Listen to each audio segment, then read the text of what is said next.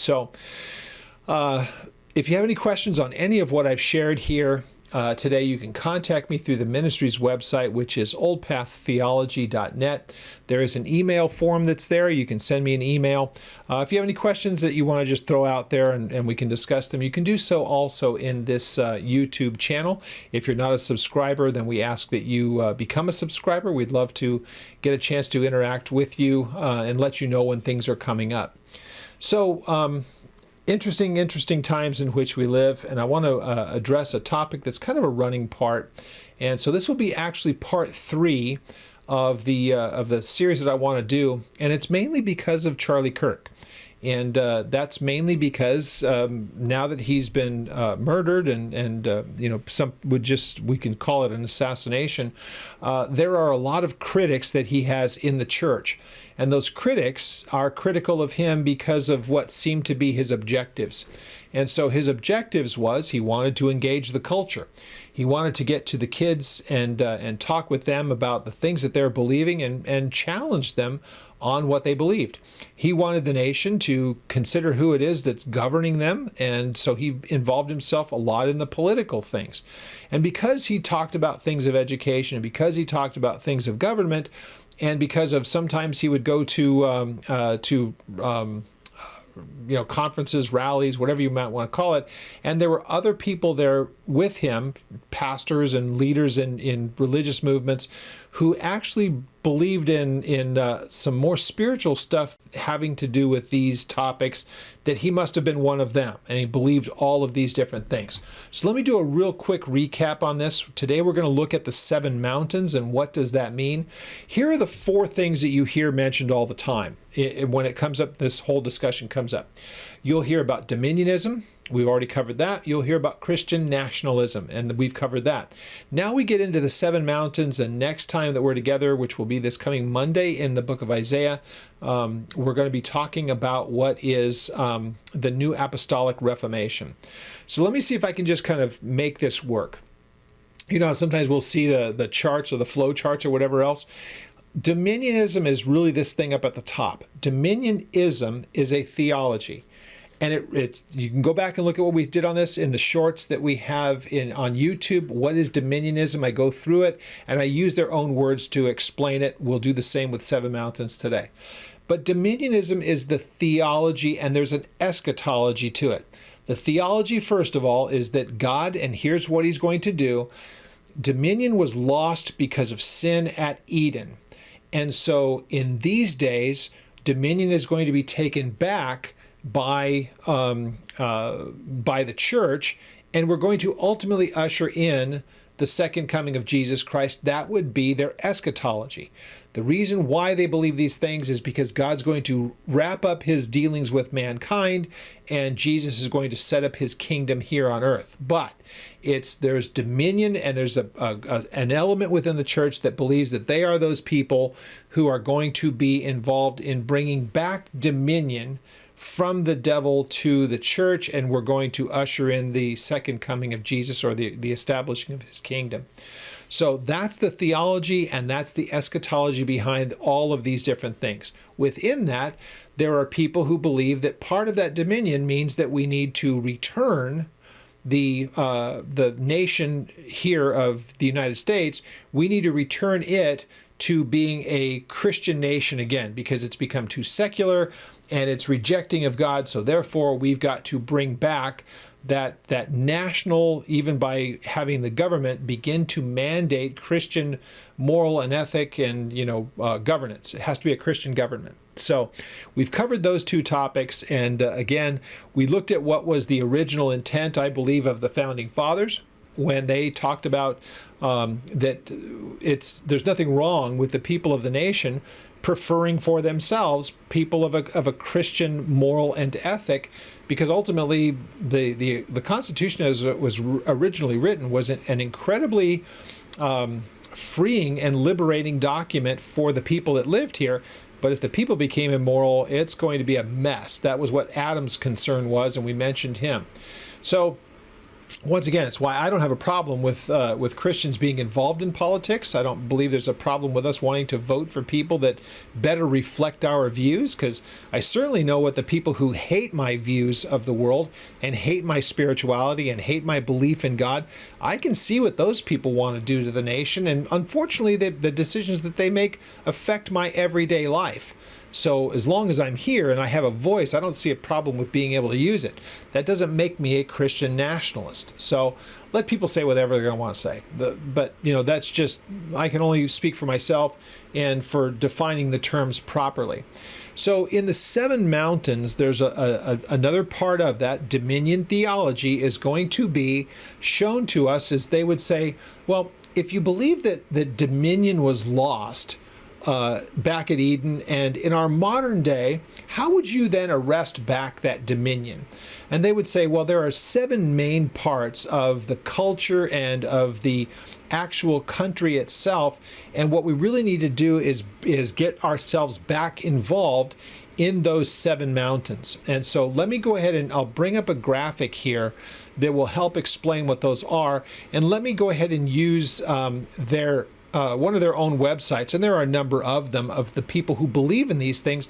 You don't have to go looking hard for these things. They're very upfront of saying what it is that they plan to do, why they plan to do it, what's the necessity for it. The Seven Mountains people are not bashful about what it is that they believe. You can find them, but they're all going to have some version of what I'm about to read for you, just so you know who they are and where they come from. So what I'm going to do is I'm going to read from one of their websites. We'll give the citation for where it comes from, but let me put up a graphic here that will help to understand what exactly the seven mountains are. So here's what we have. So here's just an excerpt from one of the many websites that you can look at, and this is under the question off of the main site, what are the seven mountains? So what you see here is in this paragraph, it says, what are our battles? As our battles are not against people, but against spiritual powers, it is wisdom to know the character of the enemy. Ruling powers and spirits always affect the thought life of those under the geographical sphere. Looking at the mountains individually will enable us to have a better understanding of its importance, its effect, and its ruling spirits. As we are going to take territory on these mountains, this information becomes significant. So these are the mountains, as they put here. It's the mountain of the family, the mountain of the economy, the mountain of the government, the mountain of education, the mountain of media, and the mountain of celebration. That's the arts and entertainment. And the mountain of spirituality, which is basically religion or the church, or however they want to define it. So with that, you have an explanation of what they think that the church needs to engage as far as the culture. So let me bring down that slide, and we'll just look through this. Now, so here's the principle of it, and here's the thought behind what they think that they're going to be able to bring about. Their point is, if we can find our people who believe as we do, believing that we have a mandate. When they say the seven mountains mandate's a very important word here. Mandate means that they have something from God. They have their marching orders. This is what we are supposed to do. So if we've been given this mandate from God, then we need to engage these parts of our culture. These seven mountains, as they put it, are these places that we have to be involved with. And so in each of those, we're going to raise up politicians, we'll raise up entertainers, we'll raise up educators, in all of those different things. Whoever it is that moves on in that mountain, they have to be our people with this mandate, empowered by the Holy Spirit, and we're going to take those things back. In doing so, we're going to end up fixing the problems of the world, and that Jesus can then come back and establish his kingdom. So we're going to look next time that we get together at the new Apostolic Reformation, and these would be the leaders and these endowed with incredible powers that they think that they're going to have, that will help to govern and make these things happen. Now, this has been going on for a very long time. This has been going on for 50 years roughly. That's when it really kind of hit its modern stride through a guy named C. Peter Wagner and the people like him. And so the seven mountains is, again, it's just a vehicle by which they think that they can bring their dominion theology to bear. So if that's the case, God has given us dominion and we're going to take it back. And he's given us these mandates. These are the 7 areas of influence in the world that we are going to put our people in there. We're going to take over the control of it. And this will establish these 7 mountains run by our people and people of the same like mind and theology.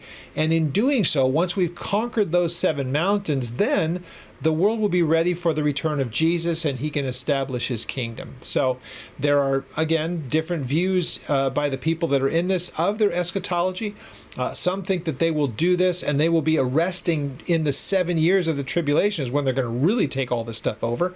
And they're going to ultimately be the ones who defeat the devil. And then when Jesus comes back, the world's all ready for him to go ahead and set up his kingdom. It's some bizarre theology. But again, it takes really a lot of looking into all of what these people think, because again, there's variations in all of this. But the big picture, let's again remember, the overall thing, the theology is dominionism. Dominion was lost at Edom because of sin.